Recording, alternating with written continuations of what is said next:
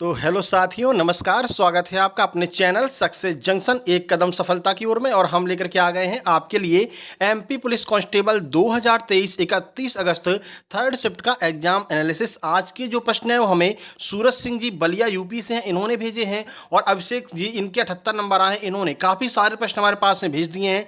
Math के प्रश्न भेज दिए हैं, रीजनिंग के प्रश्न भेज दिए हैं, पूरा पैटर्न हमें बता दिया है और क्या क्या फ़ायदा मिला है इन्हें एग्जाम एनालिसिस से वो भी इन्होंने बताया। तो सारी जानकारी हम आपको देने वाले हैं। साथ ही साथ में वीडियो को शुरू से लेकर के अंत तक जरूर देखना। आज के लास्ट में हम आपको बताने वाले हैं कि आज के टॉप 5 स्कोर क्या रहे हैं, साथ ही साथ में इस शिफ्ट का कट ऑफ क्या जा सकता है और इस शिफ्ट का लेवल क्या रहा है, क्या सरल है कि कठिन है, वो सारी जानकारी हम आपको देने वाले हैं। तो वीडियो को लाइक कर दीजिए मेरे भाई। चैनल पर पहली बार आए हैं तो सब्सक्राइब करके नोटिफिकेशन बेल जरूर दबा लीजिए। तो चलिए शुरुआत करते हैं। पहले हम जी के जीएस साइंस के बारे में बताएंगे, फिर मैथ के बारे में, फिर रीजनिंग के बारे में, फिर आज के टॉप 5 स्कोर, फिर कट ऑफ और लास्ट में आपको सजेशन भी बताने वाले हैं कि आगे आपको क्या करना चाहिए। तो चलिए शुरू करते हैं। देखिए, आज का पहला प्रश्न है और आपको बता दें इसमें बहुत सारे ऐसे प्रश्न मिलेंगे जिनके बारे में हम अपने एग्जाम एनालिसिस में पहले से चर्चा कर चुके हैं। बहुत प्रश्न आज रिपीट हुए हैं, ठीक है। एग्जाम्पल के साथ में आपको दिखाएंगे। ब्रह्मपुत्र नदी को सांपो नदी किस पड़ोसी देश में कहा जाता है? बताइए, इस प्रश्न को हमने पहले कराया था कि नहीं कराया था? जब पद्मा वाला प्रश्न आया था तो तिब्बत में ब्रह्मपुत्र नदी को सांपो नदी कहा जाता है, ठीक है। देखिए, तो ब्रह्मपुत्र भारत की प्रमुख नदियों में से एक है। यह तिब्बत, भारत तथा बांग्लादेश से होकर के बहती है। ब्रह्मपुत्र का उद्गम हिमालय के उत्तर में तिब्बत के पुरंग जिले में स्थित मानसरोवर झील से इसका उद्गम होता है। इसे यारलुंग सापो कहा जाता है। कहां पर? तिब्बत में, जहां से इसका उद्गम होता है। तिब्बत से बहते हुए यह नदी भारत के अरुणाचल प्रदेश में प्रवेश करती है। भारत में कहां पर? तो भारत के अरुणाचल प्रदेश में प्रवेश करती है। आसाम घाटी में बहते हुए इसे ब्रह्मपुत्र, और फिर आसाम में इसको ब्रह्मपुत्र कहते हैं, और बांग्लादेश में प्रवेश करने पर इसे जमुना कहा जाता है। बांग्लादेश में जमुना कहते हैं। और पद्मा गंगा से संगम के बाद में इनकी संयुक्त धारा को मेघना कहा जाता है, ठीक है। तो जो पद्मा आपकी गंगा है उससे जब इसकी धारा मतलब कि मिल जाती है तो इस संयुक्त धारा को मेघना कहा जाता है, जो सुंदरवन डेल्टा का निर्माण करते हुए और बंगाल की खाड़ी में जाकर के गिर जाती है। पूरा सिस्टम आपको हमने समझा दिया ब्रह्मपुत्र नदी का, क्योंकि ब्रह्मपुत्र नदी से बार बार प्रश्न रिपीट हो रहे हैं और हर बार हम अपने एग्जाम एनालिसिस में ब्रह्मपुत्र नदी के बारे में आपको डिटेल में जानकारी दे देते हैं। तो ब्रह्मपुत्र नदी होगी आपकी और गंगा, इनको अच्छे से पढ़ करके जाइए क्योंकि यहां से लगातार प्रश्न बन रहे हैं, ठीक है। चलिए आगे बढ़ते हैं। देखिए, आगे बढ़ने से पहले भाई आपको बता दें, ये हमारे पास में इन्होंने अपना स्क्रीनशॉट भी भेजा है कि देख लीजिए। इनइक्वलिटी से एक प्रश्न था, बस इतना ही रिक्वेस्ट याद आ रहा है, मतलब इतने ही क्वेश्चन उनको याद आए हैं। काफ़ी क्वेश्चन उन्होंने भेजे हमारे पास में। शायद ये सूरज जी का हमारे पास में स्क्रीनशॉट है। लास्ट में बस यही कहूँगा कि बहुत बहुत आपका धन्यवाद। आपकी एनालिसिस देखकर ही मेरा जी के जीएस में अच्छा स्कोर हुआ है और आप जो बीच बीच में वीडियो डालते हैं उससे और बेहतरीन इनको फ़ायदा मिला है, ठीक है। आपने बोला था कि आगे जनगणना से 2 क्वेश्चन आएंगे और मेरे शिफ्ट में आज 2 क्वेश्चन आए थे, ठीक है ना। तो ये अभिषेक जी का या फिर सूरज जी का किसी एक का मैसेज है, जिसका भी भाई कमेंट बॉक्स में कमेंट कर देना, क्योंकि इतना याद नहीं रह पाता है ना, आपका नंबर हम लगा नहीं सकते। तो आप यहाँ पर सीधे देख सकते हैं एग्जाम्पल, मतलब कि आप ये प्रूफ देख सकते हैं कि भाई जो बीच बीच में हम वीडियो डालते हैं उनसे इन लोगों को फायदा मिला है और इनकी आज बेहतरीन नंबर आए। जीके में अच्छा खासा अगर आपने स्कोर कर लिया तो समझ लीजिए आपका अब जो है उद्धार हो जाएगा, क्योंकि सबसे ज़्यादा प्रश्न अगर अच्छे आपने जीके में कर लिए तो आप 80+ स्कोर कर जाएंगे, ठीक है। तो हर एक वीडियो हम आपके लिए जितना भी वीडियो डाल रहे हैं सारे वीडियो आप देखिए। कल हम जनगणना का वीडियो लेकर के आएंगे, क्योंकि आज सुबह भी जनगणना का प्रश्न आया है और इस शिफ्ट में भी जनगणना का प्रश्न आया है। तो कल सुबह आपको जनगणना के महत्वपूर्ण आंकड़े वाले प्रश्न मिल जाएंगे, ठीक है। चलिए, ये उन लोगों के लिए जो है आपका प्रूफ हो गया जो लोग फालतू में जो है वीडियो के कमेंट बॉक्स में उल्टा सीधा कमेंट करते हैं, कोई क्वेश्चन नहीं आता, इसको पढ़ाना नहीं आता, इसको बताना नहीं आता, उन लोगों के लिए भाई ये प्रूफ था, ठीक है। चलिए, FAO का मुख्यालय कहाँ पर स्थित है? तो भाई रोम में FAO का मुख्यालय स्थित है। अंतर्राष्ट्रीय संगठन वाली वीडियो से आज 2 प्रश्न आए हैं, वो वीडियो भी आपको देख करके जाना। इन लोगों ने वो सारी वीडियो देखी हैं और सारी वीडियो का असर है कि इनके 78 नंबर आए हैं, ठीक है। इस संगठन की स्थापना 16 अक्टूबर 1945 को क्यूबेक नगर कनाडा में इसकी स्थापना हुई थी, ठीक है। 1951 में इसका मुख्यालय वॉशिंगटन डीसी हुआ करता था। बाद में इसे इटली रोम में स्थानांतरित कर दिया गया, किसका? FAO का मुख्यालय। वर्तमान में इसमें 191 जो राष्ट्र हैं वो इसके सदस्य देश हैं, ये भी आपको याद रखना है, ठीक है। तो मुख्यालय कहां पर इसका हो गया? इसका मुख्यालय रोम इटली में स्थित है, ठीक है। पहले वॉशिंगटन डीसी में हुआ करता था। आगे देखिए, दिल्ली चलो का नारा किसने दिया था? तो सुभाष चंद्र बोस नेताजी ने दिल्ली चलो का नारा दिया था। फॉरवर्ड ब्लॉक वाला जब प्रश्न आया था तब हमने ये दिल्ली चलो का नारा आपको बताया था कि सुभाष चंद्र बोस ने क्या नारा दिया है। दिल्ली चलो तुम मुझे खून दो मैं तुम्हें आज़ादी दूंगा। देखिए डिटेल में सही प्रश्न आया है, दिल्ली चलो का नारा किसने दिया था, ठीक है। तो देखिए, दिल्ली चलो का नारा सुभाष चंद्र बोस के द्वारा दिया गया था। उन्होंने 1944 में इस नारे का प्रयोग भारतीय राष्ट्रीय सेना INA को प्रेरित करने के लिए किया किया था जब आईएनए ने बर्मा के खिलाफ अपना सैन्य अभियान शुरू किया था। प्रश्न बहुत सारे हैं इसलिए वीडियो थोड़ा सा लंबा होने वाला है, ठीक है। थोड़ा सा आपको धैर्य के साथ वीडियो को देखना है, अंत तक आपको समझ में आ जाएगा कि आपने एग्जाम एनालिसिस अगर हमारा पूरा देखा है तो आपको कितना फायदा मिला है, ठीक है। चलिए, चीन की राजधानी क्या है भैया? तो चीन की राजधानी बीजिंग है। कई बार हम आपको बता चुके हैं भाई, चीन की राजधानी बीजिंग है। संघाई को भी चीन की दूसरी राजधानी माना जाता है, लेकिन मुख्य राजधानी बीजिंग ही है, ठीक है। देखिए, 21 मिलियन से अधिक निवासियों के साथ बीजिंग दुनिया की सबसे अधिक आबादी वाला राष्ट्रीय राजधानी शहर है। यानी कि अगर राजधानियों की बात करते हैं, सबसे ज़्यादा आबादी किसका है? तो सबसे ज़्यादा आबादी जो है वो आपके यहाँ पर चीन की जो आपका ये है बीजिंग है, यहाँ पर सबसे ज़्यादा आबादी देखने को मिलती है, ठीक है। गांधी जयंती पुरस्कार गांधी जी के किस जयंती पर शुरू हुआ था? ये प्रश्न भी आपका कराया था, हमने कहा था 10 लाख का पुरस्कार दिया जाता है महात्मा गांधी सम्मान में, भाई उसी का प्रश्न आ गया है। उस टाइम भी हमने आपको बताया था 125वीं जयंती पर इनकी शुरुआत की गई थी, क्योंकि ये 125 वर्ष जिंदा रहना चाहते थे, ठीक है। अब बाकी जो भी हुआ वो तो आप जानते ही हैं। तो चलिए बता देते हैं। देखिए भाई, गांधीवादी अहिंसा को अपना करके देश दुनिया में सामाजिक, आर्थिक और राजनीतिक परिवर्तन में योगदान हेतु उन्हें यह सम्मान दिया गया है। मतलब कि जितने भी लोगों को यह सम्मान दिया जाता है, गांधीवादी अहिंसा के साथ जो काम करता है उनको यह सम्मान देता है।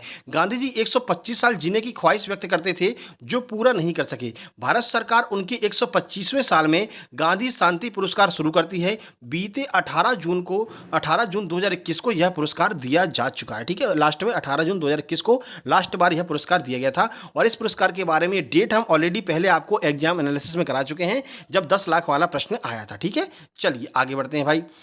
नाइटहुड की उपाधि किसे मिली है? तो नाइटहुड की उपाधि रविंद्रनाथ ठाकुर जी को मिली है, जिन्हें मतलब रविन्द्रनाथ टैगोर भी कहा जाता है। तो भारत के महान बांग्ला कवि एवं दार्शनिक रविंद्रनाथ टैगोर को ब्रिटिश सरकार ने 3 जून 1915 में नाइटहुड या फिर सर की उपाधि से सम्मानित किया था, और 13 अप्रैल 1919 को जब जलियांवाला बाग हत्याकांड हुआ था, तब इन्होंने अपनी नाइटहुड की उपाधि को वापस कर दिया था।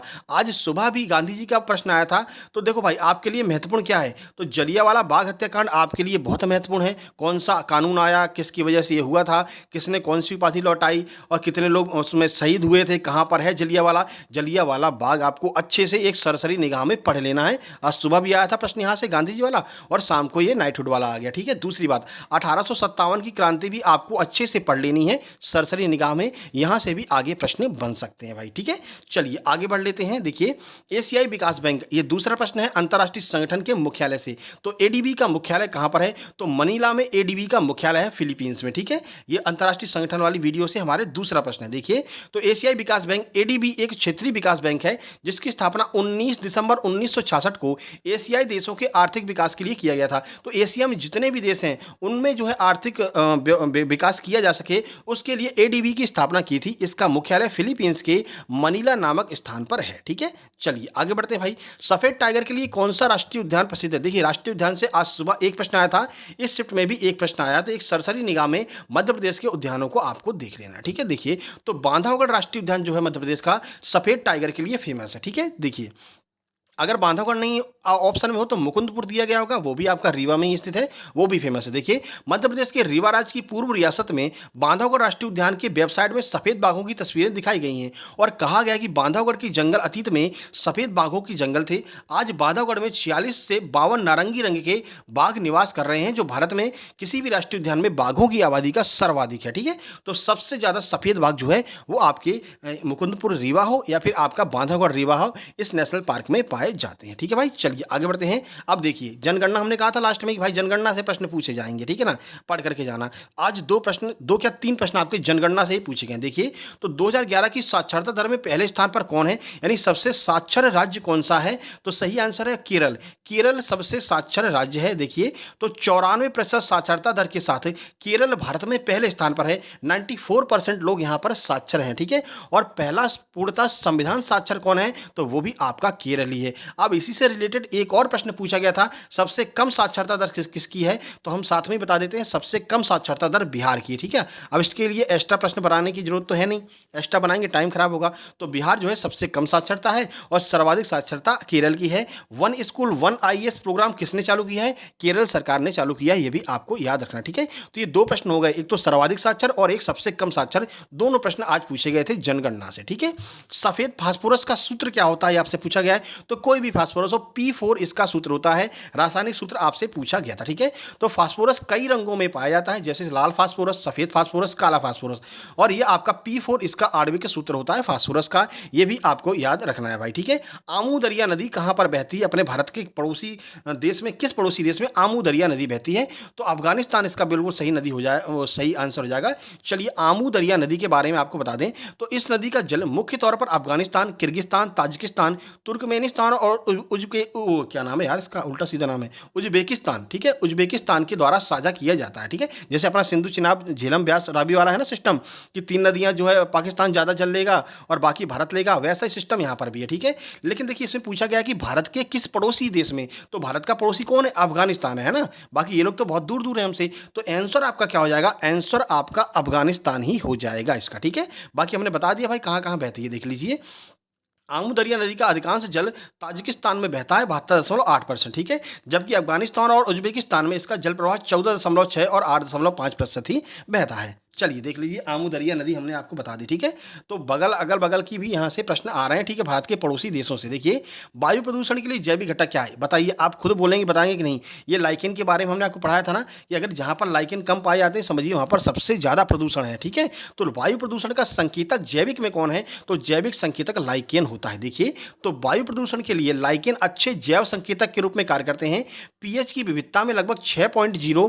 कई जानवर जो मछली की कमी के लिए महत्वपूर्ण खाद्य पदार्थ हैं, इनमें मीठे पानी की झींगा, क्रैफिश, घोंगे और कुछ छोटे मुसल। देखिए इसमें क्या होता है, जैसे कुछ ऐसे जानवर होते हैं जिनको खाना नहीं मिल पाता है, तो जिनको मतलब मान लीजिए मछली वगैरह नहीं मिल पा रही है, तो वो लाइकेन को खा करके अपना काम चला लेते हैं, ठीक है। और लाइकेन जहाँ पर कम पाए जाएंगे तो समझ लीजिए वहाँ पर सर्वाधिक प्रदूषण है, और जहाँ पर लाइकेन पाए जाएंगे समझ लीजिए वहाँ की हवा शुद्ध है। तो लाइकेन एक तरह से जैविक प्रदूषण के संकेतक होते हैं, जैविक संकेतक होते हैं आपके वायुमंडल में, और ये प्रश्न पहले भी हम आपको बहुत अच्छी तरह से समझा चुके हैं, ठीक है। चलिए आगे बढ़ लेते हैं, बहुत प्रश्न रिपीट हुए हैं, आप देखते जाइए। देखिए जंतु जगत के किस वर्ग में सर्वाधिक जानवर, ये भी हमने आपको कराया था। जंतु जगत के ऑर्थोपोडा में हमने बताया था सबसे बड़ा जैव जगत कौन सा है, ऑर्थोपोडा का है। और यही प्रश्न आपसे पूछा कि जंतु जगत के किस वर्ग में सर्वाधिक जानवर पाए जाते हैं, तो ऑर्थोपोडा में सर्वाधिक जानवर पाए जाते हैं। देखिए हमने जीके और जीएस इन दोनों की अब तक जितने प्रश्न पूछे हैं 12 अगस्त से, उसकी वीडियो डाल दी है, कल सुबह डाली थी, उसको भी देख लेना भाई। 150 लगभग प्रश्न हैं, एक साथ में कंपाइल करके डाला है। बाकी लगभग 150 से 200 प्रश्न साइंस वाले भी हमने डाल दिए हैं जो अब तक पूछे गए हैं, और उनकी भी वीडियो आज सुबह ही हमने डाली है। तो वो दोनों वीडियो आप देख कर जाइए, मैं गारंटी के साथ में कह रहा हूं आपको कम से कम 10 से 12 नंबर का फायदा होने वाला, ठीक है। दोनों देख करके जाना, आज सुबह डाला हमने। देखिए ऑर्थोपोडा जंतु जगत में संख्या की दृष्टि से सबसे बड़ा जो है संघ है, तथा इस संघ के सदस्य सभी वासियों के वास स्थानों पर पाए जाते हैं। मतलब लगभग सभी स्थानों पर आर्थोपोडा के जो आपके जंतु जगत है आर्थोपोडा का, वो लगभग हर जगह पर पाया जाता है, ठीक है। चलिए बोनी मछली कौन सी नहीं है, तो बोनी मछली कौन सी नहीं है, इसमें जो है आपका आंसर था कॉर्टिलॉजिनस फिश। ये आपका कॉर्टिलॉजिनस जो फिश है वो बोनी मछली नहीं होती है। देखिए स्विम ब्लॉडर एक उत्प्लावन अंग है जो ज़्यादातर बोनी मछलियों में होता है, ठीक है। लेकिन जो कॉर्टिलॉजिनस है इस फिश में ये स्विम ब्लॉडर नहीं होता है। स्विम ब्लॉडर ना होने की वजह से इसे बोनी फिश नहीं माना जाता है। आंसर है कार्टिलानियस, आपकी फिश सही आंसर हो जाएगा, ठीक है भाई। चलिए आगे बढ़ लेते हैं। इतनी मेहनत कर रहे हैं फिर भी आप लाइक नहीं करते। देखिए नेफ्ट वाला प्रश्न है, ये भी जो लोग लगातार देख रहे हैं भाई, लकी सोलंकी और बाकी जो श्रद्धा वैद, ये लोग जितने भी लोग हैं, आप लोग कमेंट करके बताइए, इन लोगों को बिलीव नहीं होगा ये प्रश्न हमने कराए हैं कि नहीं एग्जाम एनालिसिस में, ठीक है ना। नेफ्ट के बारे में आपको बताया था, नेफ्ट और आरटीजीएस दोनों के बारे में एक साथ बताया था। आज प्रश्न पूछा कि नेफ्ट में ई का अर्थ क्या होता है, ठीक है। पहले भी आपको बता चुके हैं, national electronic fund transfer, NEFT। तो ई का अर्थ पूछा तो ई का अर्थ क्या हो जाएगा, इलेक्ट्रॉनिक। एक भुगतान प्रणाली है जिसके द्वारा एक बैंक खाते से दूसरे बैंक खाते में पैसा जमा किया जा सकता है, ठीक है। इसमें क्या हमने बताया था कि 1 रुपए, नेफ्ट में आप 1 रुपए भी भेज सकते हैं, लेकिन आरटीजीएस में ये सुविधा नहीं है। आरटीजीएस में आपको 1 रुपए नहीं भेज सकते हैं, ठीक है। इसमें 1 रुपए से लेकर के कितने भी पैसे नेफ्ट के द्वारा भेज सकते हैं। ये आपका पहले अंतर पूछा गया था इकोनॉमिक्स का, तब हमने ये प्रश्न कराया था, ठीक है। बहुत प्रश्न रिपीट हो रहे हैं मेरे भाई। चलिए रेबीज का टीका कब खोजा गया था, या रेबीज का टीका किसने खोजा था, तो रेबीज का टीका भाई लुई पाश्चर के द्वारा खोजा गया था। लुई पाश्चर की पहले 6 जुलाई 1885 को एक मनुष्य के द्वारा काटने के बाद इलाज के लिए इस्तेमाल किया गया था। इसके खिलाफ जल्द से प्रभावी टीके का विकास किया गया। तो 6 जुलाई 1885 यानी 1885 के आसपास जो है रेबीज के टीके की खोज की थी। भारत का कौन सा ऐसा राज्य है जो रेबीज मुक्त है? तो गोवा एक ऐसा राज्य है जहां पर मतलब रेबीज का एक भी केस नहीं देखने को मिला है बीते 10 सालों से। ठीक है, तो रेबीज मुक्त भारत का राज्य कौन सा है? गोवा है। ठीक है ना, चलिए आगे बढ़ते हैं। द्विबीजपत्री में पौधे में क्या क्या होता है? हमने पादप जगत वाली वीडियो में आपको अच्छे से समझाया था कि द्विबीजपत्री क्या होते हैं, एक बीजपत्री क्या होते हैं, एंजियोस्पर्म क्या होते हैं। पादप जगत वाली वीडियो में हमने आपको बताया था। ठीक है, तो चलिए देख लेते हैं। पंखा चला लें भाई, फैन चला लें यार, बहुत गर्मी लग रही है। देखिए, द्विबीजपत्री पौधों को द्विबीजदली भी कहा जाता है। वे आवृत बीज यानी कि फूल वाले पौधे होते हैं। इनकी जड़ें मूलक से विकसित होती हैं और बीज में दो बीजपत्र या फिर भ्रूणीय पत्तियां होती हैं। यानी इनको काटेंगे तो ये दो भाग में डिवाइड हो जाते हैं। जैसे गेहूं हो गया आपका, ठीक है, आलू हो गया, इनको काटेंगे तो ये दो भागों में डिवाइड हो जाते हैं। उनकी पत्तियों में जालीदार सिरा परक होता है और एक पंचम और चतुष्कोणीय फूल भी देखने को मिलता है। ये आपके द्विबीज पौधों के आपका जो है मेन वो हो गया, क्या कहते हैं, विशेषताएं हो गई। ठीक है ना, चलिए आगे बढ़ते हैं। वातावरण में प्रदूषण पदार्थ क्या क्या होते हैं? अब भाई इसको बताने की जरूरत है नहीं, क्या क्या प्रदूषक पदार्थ होता है। ऑप्शन देख ले, आप समझ जाएंगे। जैसे पॉलीथीन हो गया, धुआं हो गया, ठीक है ना, पॉलीथीन, धुआं, कचरा, ये सब जो है प्रदूषक पदार्थ होते हैं। ये तो आपको पता ही है, इसके बारे में क्या ही बताना, वीडियो फालतू में लंबी हो जाएगी। ठीक है ना, चलिए 2021 में सर्वश्रेष्ठ फिल्म का टाइगर पुरस्कार किसे दिया गया था? तो कूजंगल नाम की एक मूवी है, इसको 2021 का सर्वश्रेष्ठ फिल्म का टाइगर पुरस्कार दिया गया था। तो भारत की क्षेत्रीय फिल्में लगातार देश को गौरवान्वित कर रही हैं। तमिल फिल्म कूजंगल ने अंतर्राष्ट्रीय फिल्म महोत्सव, अंतर्राष्ट्रीय में दिया गया अंतर्राष्ट्रीय फिल्म महोत्सव रॉटरडैम में सर्वश्रेष्ठ फिल्म का टाइगर पुरस्कार जीता है। यह पहली तमिल फिल्म है जिसने प्रतिष्ठित टाइगर पुरस्कार जीता है। नाम याद रखना, कूजंगल। ठीक है, अब देखिए फिल्म वाले प्रश्न पूछे जा रहे हैं और पुरस्कार वाली वीडियो में हमने इन फिल्म पुरस्कारों को कवर किया, तो पुरस्कार वाली वीडियो भी देख करके जाना है आपको। ठीक है, जो लोग सारी वीडियो देख करके जा रहे हैं भाई, आपको हमने दिखा दिया प्रूफ, उनको फायदा हो रहा है। बाकी जो लोग कहते हैं कि भाई ये ऐसा ही वीडियो बना रहा है, ऐसा करता है, वैसा करता है, कुछ नहीं समझाता, तो भाई उनके लिए को तो कुछ कहा नहीं जा सकता है ना। उनका जवाब आप खुद कमेंट बॉक्स में ढूंढ करके दे देना। चलिए, नेपाल भारत के किस पड़ोसी देश के साथ में सीमा साझा करता है? तो भाई नेपाल जो है वो भारत के चीन जो है पड़ोसी देश है, उसके साथ में सीमा साझा करता है। देखिए, नेपाल आधिकारिक रूप से संघीय लोकतंत्र गणतंत्र नेपाल कहा जाता है। एक बहुत खूबसूरत दक्षिण एशियाई स्थल रुद्र राष्ट्र है। नेपाल के उत्तर में चीन, कहाँ पर? उत्तर में चीन का स्वायत्तशासी प्रदेश तिब्बत है और दक्षिण पूर्व एवं पश्चिम में भारत अवस्थित है। यानी कि अगर तिब्बत ऑप्शन दिया तो सबसे पहले आप तिब्बत लगाएंगे, तिब्बत नहीं दिया है, चीन दिया है, तो फिर आप चीन लगाएंगे। यानी कि एक तरफ इसके तिब्बत और चीन है और बाकी के 3 तरफ भारत से घिरा हुआ। ठीक है, नेपाल के 81.3% नागरिक हिंदू धर्मावलंबी हैं। यानी कि सबसे ज़्यादा हिंदू जो है आपके नेपाल में पाए जाते हैं, हमारा परसेंटेज की दृष्टि से बात करें तो। ठीक है, इतने तो भारत में भी नहीं पाए जाते, भारत में तो बहुत सारे धर्म हैं। ठीक है ना, इसीलिए तो हमारा भारत महान है। तो ये आपका जी के जीएस और साइंस के महत्वपूर्ण प्रश्न हो गए। कैसे लगे भाई, कमेंट बॉक्स में कमेंट कर दो, फिर आप बाद में भूल जाते हो। ठीक है, चलिए अब सीधे हम चल रहे हैं मैथ की ओर। देखिए, मैथ के कुछ क्वेश्चन मिल गए। देखिए, देखो पहला प्रश्न है, दो पासों को उछाला जाता है तो दोनों के अंतर 3 से विभाज्य होने की प्रायिकता ज्ञात कीजिए। ठीक है, दो पासों को उछाल रहे हैं, उनका डिफरेंस 3 से डिवाइड हो जाए, इसकी प्रायिकता आपको बतानी थी। उसके बाद में मैंगो को लिखने की प्रायिकता क्या होगी यदि एम से शुरू करें और जी से खत्म करें? ये प्रश्न आपका नया टाइप का आज आपसे पूछा गया है। ठीक है, उसके बाद में ए क्यू माइनस बी क्यू पर आधारित कुछ सवाल पूछे गए थे, लगभग 2 सवाल इसी सूत्र पर आधारित पूछे गए थे। अगला है, कोई धन 2 साल में 700, 3 साल में 840 हो जाता है, तो आपको रेट ऑफ इंटरेस्ट बतानी थी, सिंपल इंटरेस्ट।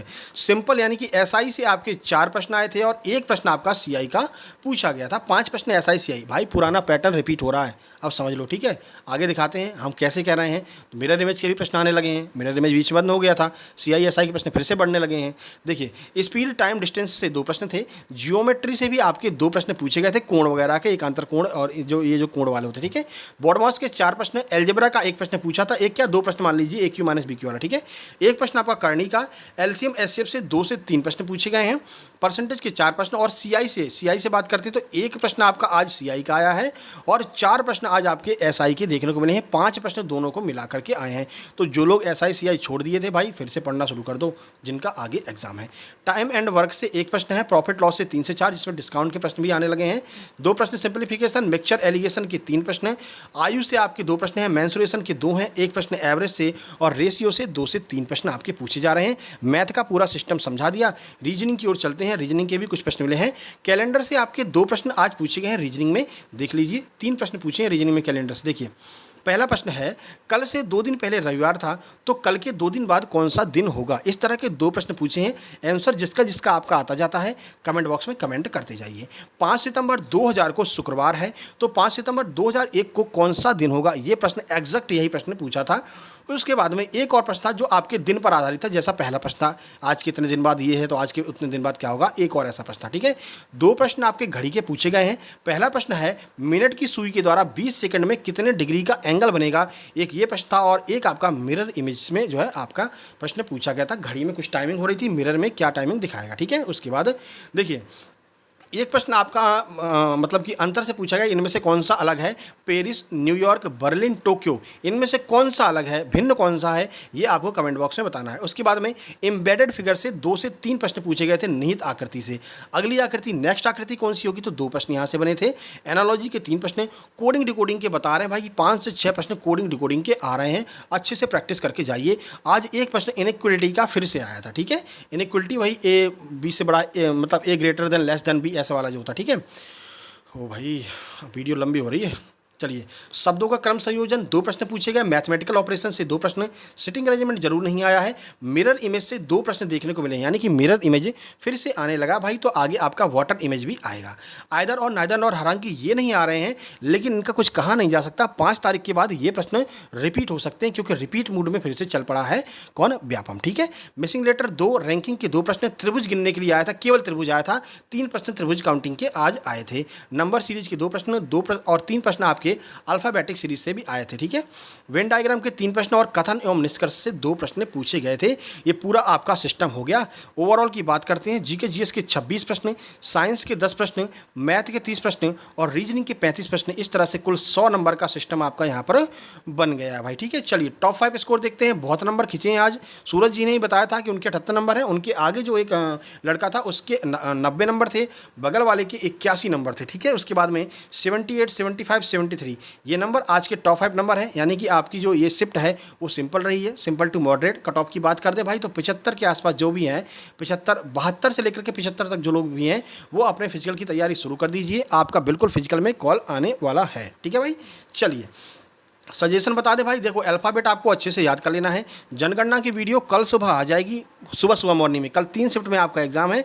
अर्ली मॉर्निंग हम कोशिश करेंगे 6:30 7 बजे तक आपकी वो वीडियो डाल दें। ठीक है भाई, जनगणना वाले जो महत्वपूर्ण फैक्ट होंगे क्वेश्चन के साथ में।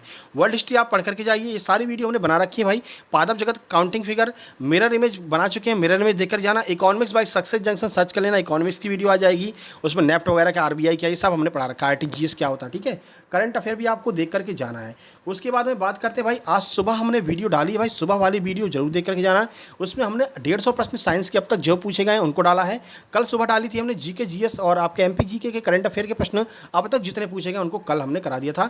लगभग 150 प्रश्न आपके दोनों वीडियो में मिल जाएंगे देखने को, और वहाँ पर कितने प्रश्न रिपीट हुए हैं वो भी हमने बताया है। तो सुबह वाली और कल वाली दोनों वीडियो देख लेना।